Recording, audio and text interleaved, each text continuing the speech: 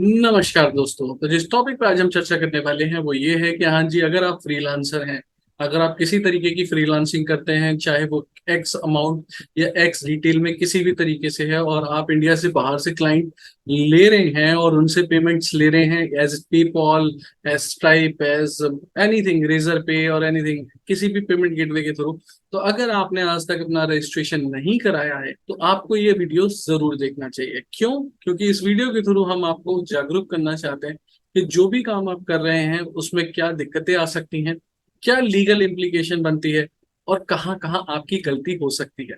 तो इस वीडियो को शुरू से लेकर अंत तक जरूर देखिएगा। आप पॉइंट पे आते हैं। देखिए, फ्रीलांसर, अगर आप किसी भी तरीके से, चाहे आप ग्राफिक डिजाइनिंग से, चाहे आप इंस्टाग्राम को पॉपुलर करके एसईओ ट्रिक से, या यूट्यूब की एसईओ ट्रिक से, या वीडियोस को या पेड गिग्स वगैरह यूज करके, या कोई भी काम करते हैं जिसमें आप अपनी सर्विसेज आउटसाइड इंडिया दे रहे हैं, चाहे यूएसए दे रहे हैं, चाहे कनाडा दे रहे हैं, चाहे यूके दे रहे हैं, चाहे किसी भी जगह दे रहे हैं, तो आपको कुछ पॉइंट्स का ध्यान रखना बहुत जरूरी है। आपको अपने रजिस्ट्रेशन को लेके बहुत ज्यादा सजग होना बहुत जरूरी है।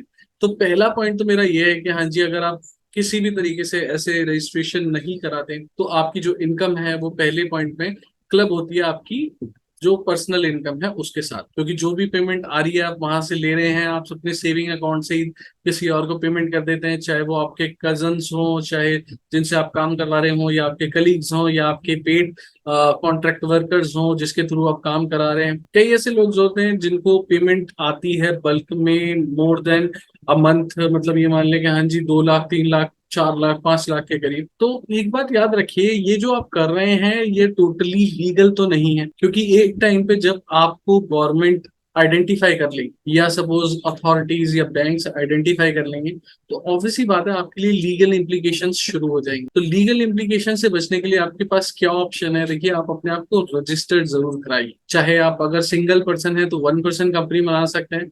अगर आप 2 लोग हैं या 2 से ज्यादा लोग हैं तो आप प्राइवेट लिमिटेड कंपनी बना सकते हैं, अगर आपकी ऑनरशिप बहुत अच्छी है। क्योंकि मैं ये देखता हूँ कि कई लोग मिलके काम करते हैं फ्रीलांसर के तौर पे भी, 2 या 2 से ज्यादा लोग। अगर आपकी दूरदर्शिता वाला प्लान नहीं है, आप थोड़े डगमगाए से हो कि हाँ जी हमको करनी चाहिए या नहीं करनी चाहिए रजिस्ट्रेशन, तो आप एलएलपी भी बना सकते हैं, जिसको हम लिमिटेड लायबिलिटी पार्टनरशिप बोलते हैं इंडिया में। आप उसके सहारे भी अपना काम शुरू कर सकते हो और उसके सहारे भी अपने काम को आगे ले जा सकते हो या बढ़ा सकते हो। तो मैं आपको यही चीज बोलूंगा, आपको इन सारी चीजों का ध्यान रखना है। इन सारी चीजों के बिना अगर आप काम करते हैं तो कहीं ना कहीं लीगल इम्प्लीकेशंस है, और कल को कुछ भी, कोई भी दिक्कत खड़ी हो सकती है आपके लिए लीगली, वो चाहे बैंक्स के फॉर्म में हो, चाहे गवर्नमेंट ऑफिशियल्स के फॉर्म में हो, चाहे आईटीआर के फॉर्म में हो। क्योंकि आईटीआर में आप क्या कर रहे हो, आप नॉर्मल इनकम शो कर रहे हो, और जो आप काम कर रहे हो वो दूसरे तरीके से, क्योंकि आपका कोई करंट अकाउंट नहीं है अभी तक। जो पेमेंट आप रिसीव करते हो वो सेविंग बैंक अकाउंट में रिसीव करते हो, उसमें आप कहीं भी शो नहीं कर रहे कि हाँ जी आप बिजनेस के फॉर्म में। चलो, बिजनेस के फॉर्म में अगर इनकम आईटीआर में रिफ्लेक्ट भी करती है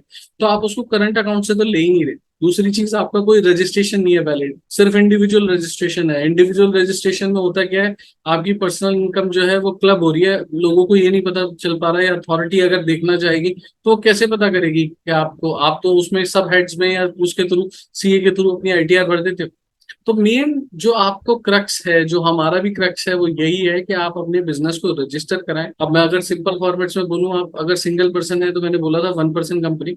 1 पर्सन कंपनी एक मिनिस्ट्री ऑफ कॉर्पोरेट अफेयर्स के थ्रू एक कंपनी बनती है, रजिस्ट्रार ऑफ कंपनीज के थ्रू, और प्रोफेशनल्स उसको बनाते हैं। उससे रिलेटेड कोई भी आपकी क्वेरी है, चाहे डॉक्यूमेंट्स को लेके, चाहे कितने दिन में बन जाएगी, क्या क्या डॉक्यूमेंट्स लगेंगे, कितने लोगों की रिक्वायरमेंट है, 2 लोगों से बन जाती है। एक नॉमिनी डायरेक्टर होता है, एक मेन डायरेक्टर होता है। मेन डायरेक्टर तो आप हो जाएंगे, नॉमिनी डायरेक्टर आप घर में पेरेंट्स को या किसी कजन को या सिबलिंग को, किसी को भी रख सकते हो।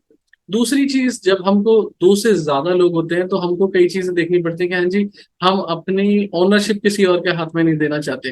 तो जब ओनरशिप हम किसी और के हाथ में नहीं देना चाहते तो हम प्राइवेट लिमिटेड कंपनी बनाते हैं। बट प्राइवेट लिमिटेड का क्या होता है, प्राइवेट लिमिटेड को हमको ऑडिट कराना पड़ता है, बहुत सारी चीजें होती हैं, तो उसमें खर्चे हर साल थोड़े ज्यादा आ जाते हैं। तो इस चीज को ध्यान रखने के लिए हम कोशिश ये करते हैं कि हाँ जी आप एलएलपी भी बनाइए, बट एलएलपी में भी कंप्लायंसेस होते हैं। तो कंप्लायंसेस तीनों जगह मिलेंगे, ऐसा नहीं है कि कंप्लायंसेस नहीं मिलेंगे, कंप्लायंसेस तो आपको करने ही पड़ेंगे। अब बात करते हैं सर, हमको जीएसटी लेना चाहिए या नहीं लेना चाहिए। देखिए, जीएसटी के प्रिस्क्राइब थ्रेशहोल्ड हैं, अगर आप उस थ्रेशहोल्ड में आते हैं तो आपको लेना चाहिए, बट अगर आप उस थ्रेशहोल्ड में नहीं आते तो आपको नहीं लेना चाहिए। मैंडेटरी नहीं है। मैंडेटरी इसलिए नहीं है क्योंकि ये मान के चलिए, आप सपोज बहुत सारी जीएसटी की रिटर्न्स होती है, 3 रिटर्न्स होती है, उनको कौन भरेगा? अगर आप खुद ही भरने लग जाओगे या किसी और से भी भरवाओगे तो वो ऑब्वियसली बात है उस आईटीआर को भरने के चार्जेस लेगा। तो मैं ये चीज बोलूंगा, थ्रेशहोल्ड अगर आप टच नहीं करते हैं तो ना लें जीएसटी। अगर कर चुके हैं तो ले लें। बट अगर आप इंडिया में काम करते हैं, इंडिया के ही क्लाइंट्स हैं जिनको आप कैटर कर रहे हैं, या मिक्स क्लाइंट्स हैं आपके इंडिया के भी और बाहर के भी, then you can opt out for GST. अगर आपका मंथली जो इनवर्ड्स है, रेमिटेंसेस हैं, या जो आपकी अर्निंग है वो 3 लाख से ज्यादा है या समथिंग ऐसा है, तो आप मान के चलिए कि मैं ये बोलूंगा 3-4 लाख से ज्यादा है, तो आप जीएसटी ले लीजिए। अगर आप इंडिया में हैं और इंडिया में इस तरीके से काम कर रहे हैं तो ये चीज अनिवार्य है और इस चीज को ध्यान में रखिए। अब बात करते हैं तीसरा एस्पेक्ट कि हाँ जी, जब हमने एलएलपी बना ली तो एलएलपी बनाने के बाद एलएलपी का क्या हिसाब किताब है? देखिए, एलएलपी में भी 2 पार्टनर की रिक्वायरमेंट होती है और 2 पार्टनर घर के लोग भी बन सकते हैं। ऐसा नहीं है कि आपके बिजनेस कलीग्स को ही लेके आए एक तरीके से कंपनी बनाई जाती है। एलएलपी बहुत इजी फॉर्मेट होता है as compare to private limited. उसका रीजन है, एलएलपी थोड़ी जल्दी बन भी जाती है और एलएलपी के थोड़े कंप्लायंसेस भी इजी होते हैं। और एलएलपी थोड़े जो कंप्लायंसेस हैं वो गवर्नमेंट ने अभी और ईज किए। मतलब कोई भी क्रिमिनल ऑफेंस या कोई ऐसी चीज नहीं है, कोई बड़ी चीज नहीं है जो कंपनीज एक्ट में जो प्राइवेट लिमिटेड पे पड़ती है। तो एलएलपी में इंसान थोड़ा बच जाता है। बट क्या है, एलएलपी में भी कंप्लायंसेस ऐसे हैं कि अगर आपने फॉर्म भरा नहीं, फॉर्म 11 और फॉर्म 8 होता है जो कि आपकी एनुअल रिटर्न्स के हिसाब से होता है। हो सकता है कि मैं बिल्कुल क्लियर बोल रहा हूँ कि हाँ जी, अगर आपने इन्हें टाइमली नहीं भरा तो जो जिस डेट पे आप नहीं भरते ईयरली, तो उसके बाद से मतलब इस पे पेनल्टी शुरू हो जाती है 100 रुपए पर डे की। तो वहां पे स्ट्रिक्ट प्रोविजन भी है एलएलपी में। बट एलएलपी का फायदा क्या है, एलएलपी में बहुत सारे ऑडिट्स और बहुत सारी चीजें नहीं होती जिससे आप बच जाते हैं। तो अगर आप एलएलपी के थ्रू फ्रीलांसर कंपनी बनाना चाहते हैं अपनी, तो बिल्कुल बनाइए। इजी प्रोसेस है। तो ओपीसी या एलएलपी दोनों में से आप एक चीज चुन सकते हैं। बहुत आसान है, बहुत तरीके की चीज है। आप दोनों में से कोई भी साधन चुन सकते हैं, उसको यूज कर सकते हैं, उसको आगे ले जा सकते हैं। अब बात करते हैं कि हाँ जी, अनदर एस्पेक्ट कि हाँ जी हमारी आईटीआर और बाकी सारी चीजों का क्या होगा। देखिए, क्या होता है, अभी रिसेंटली मैं किसी फ्रीलांसर से बातचीत कर रहा था और मेरा दोस्त ही था। तो उनसे जब बातचीत हुई मेरी, तो ये बातचीत हुई कि हाँ जी, मैं तो टैक्स के लिए ये करता हूँ वो करता हूँ, स्टैंडर्ड टेम्पलेट्स में मेरे टैक्स को भर दिया जाता है। तो मैं कहता हूँ, आप क्या अपनी आईटीआर खुद कैलकुलेट नहीं करते, या आप ये कैलकुलेट नहीं करते कि आपको कितनी मतलब मंथली आई, कितनी ईयरली आई, क्या खर्चे किए आपने, क्या आप उसकी कोई गणित बना के नहीं रखते? क्या आप मतलब बना के एक्चुअल में रखते नहीं है कि क्या सिचुएशन है क्या नहीं है?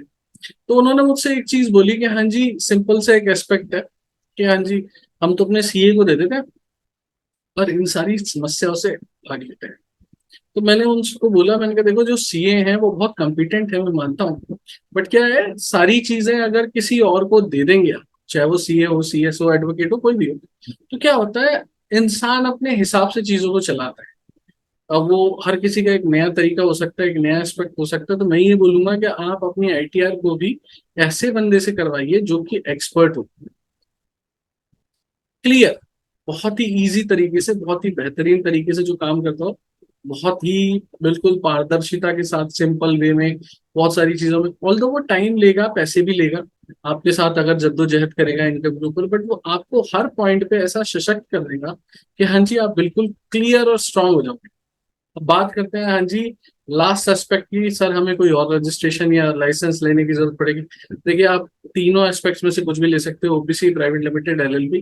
जीएसटी का मैंने आपको बता ही दिया, थ्रेशोल्ड टच करते हो और कहाँ करते हो कहाँ नहीं करते हो, वहाँ लेना चाहिए, किस तरीके से लेना चाहिए। मैंडेटरी नहीं है, बट फिर भी इंडिया में काम करते हैं तो ले लीजिए, क्योंकि सर्विस और गुड्स, इससे मिलकर गुड्स एंड सर्विस टैक्स के नाम से जीएसटी बोलते हैं उसको। तो गुड्स एंड सर्विस टैक्स में ऑब्वियस ही बात है, अगर आप गुड्स सर्विस सर्विस दे रहे हैं, गुड्स नहीं दे रहे, सर्विस तो दे ही रहे हैं ना, तो कहीं ना कहीं तो आप उस एम्बिट में फंसते ही हैं। तो उसको क्यों दरकिनार करना या क्यों उसके साथ छेड़छाड़ करनी? तो ये चीज ध्यान में रखें अगर आप ऐसे काम कर रहे हैं। जीएसटी का एस्पेक्ट हो गया, आईटीआर का एस्पेक्ट हो गया। अब बात करते हैं कि हाँ जी, हम और क्या चीज देखें सर। क्योंकि देखिए, अगर आप किसी को भी और फंडिंग दे रहे हैं या सपोज अपने एम्प्लॉयज को भी सैलरी दे रहे हैं, तो टीडीएस का भी ध्यान रखें, टीडीएस रिटर्न भी भरें अगर आप टीडीएस दे रहे हैं तो। क्योंकि टीडीएस नहीं भरा तो उस पर भी एक कलेश है। तो दोस्तों, आपको एक ना एक कंसल्टेंट की जरूरत है जो आपको एडवाइजर के तौर पे टाइम टू टाइम आपके लीगल पछड़ों को भी संभाल ले, आपके टैक्सेशन पछड़ों को भी संभाल ले, आपकी एक हद तक अकाउंटिंग का भी थोड़ा बहुत ध्यान दे दे, और आपको गाइड भी करता है। अब ये बंदा आपको खुद ढूंढना पड़ता है। बट अगर आपकी कोई भी क्वेरी है तो इस वीडियो के माध्यम से मैंने आपको थोड़ा सा बताया कि हाँ जी कैसे किस तरीके से, अगर आपकी इन इश्यूज से रिलेटेड कोई भी क्वेरी है तो आप नीचे दिए हुए नंबर पे अपनी क्वेरी छोड़ सकते हैं, कनेक्ट कर सकते हैं। और अगर ये वीडियो आपको पसंद आया हो तो हम फ्रीलांसर्स के ऊपर चाहते हैं कि एक पूरी सीरीज बना दें। तो अगर आपका कोई भी क्वेश्चन है तो आप हमें इस वीडियो के माध्यम से कमेंट में जरूर छोड़ के जाएं। And thank you so much, आप अपने फ्रीलांसिंग जर्नी में हैं और एक फ्रीलांसर मेरे हिसाब से कंपनी से ज्यादा अच्छा कमाता है और काफी अच्छा काम करता है। तो वेल डन, और टैप करता हूँ, मैं क्लैप करता हूँ आप लोगों के लिए, और आप बढ़िया करते रहिए इसी तरीके से। बस ये है कि अपने बिजनेस को थोड़ा रेगुलराइज करिए, थोड़ा सा उसे पारदर्शिता का रूप दीजिए, रजिस्ट्रेशन कराइए, आप स्ट्रक्चर करिए और फिर देखिए कमाल। फिर आप एजेंसीज को भी पिछाड़ ना देंगे तो मैं काम भूल जाऊंगा अपना, मतलब कि क्या बोलूं आपको कि हाँ जी ये काम कर सकते हैं आप। तो थैंक यू सो मच इस वीडियो को यहाँ तक देखने के लिए, धन्यवाद।